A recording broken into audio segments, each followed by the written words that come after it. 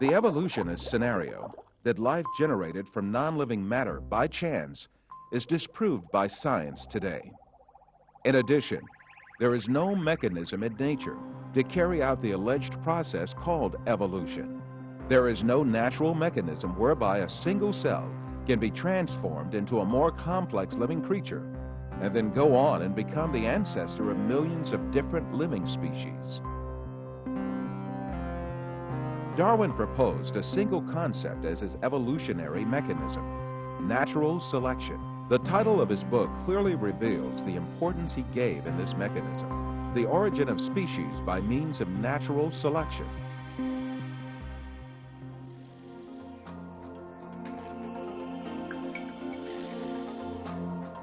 Natural selection is based on the idea that strong individuals that are well adapted to their habitats will survive. For example, in a herd of deer threatened by predators, the ones that can run faster will survive.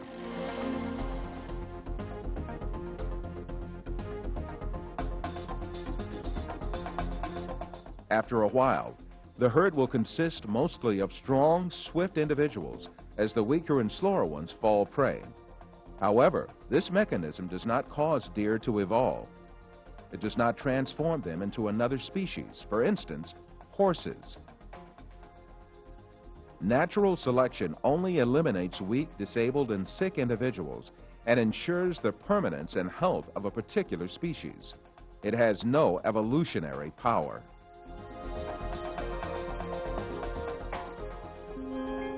Darwin was also aware of this problem. This is why he confessed in The Origin of Species that natural selection can do nothing until favorable variations chance to occur.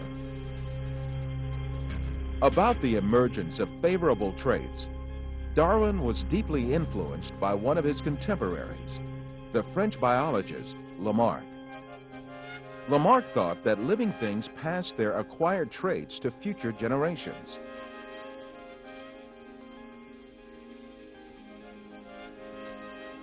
In Lamarck's view, giraffes evolved from deer-like creatures. Their necks extended from generation to generation as they tried to reach higher branches for food. Lamarck also believed that if the arms of the members of a family were cut off for generations, the babies would start to be born armless after a while. Darwin, who was quite influenced by these examples, came up with an even bolder claim. In The Origin of Species, he argued that some bears, while trying to hunt in water, evolved into whales. But both Lamarck and Darwin were wrong. Their ideas were contrary to some fundamental laws of biology.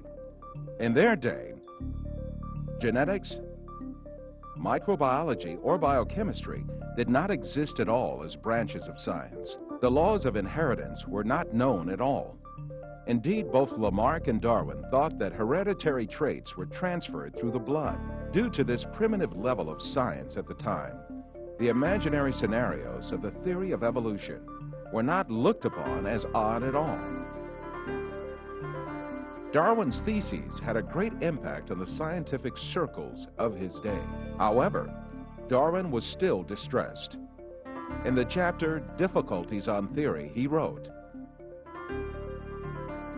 "If it could be demonstrated that any complex organ existed which could not possibly have been formed by numerous successive slight modifications, my theory would absolutely break down." Darwin's fears proved to be true soon after his death. The laws of inheritance, discovered by an Austrian botanist, Gregor Mendel, caused Lamarck's and Darwin's assertions to collapse. The science of genetics that developed at the beginning of the 20th century proved that it was not acquired physical traits, but only genes that were transmitted to subsequent generations. This discovery made it clear that a scenario suggesting that acquired traits accumulated from generation to generation and generated different living species was implausible.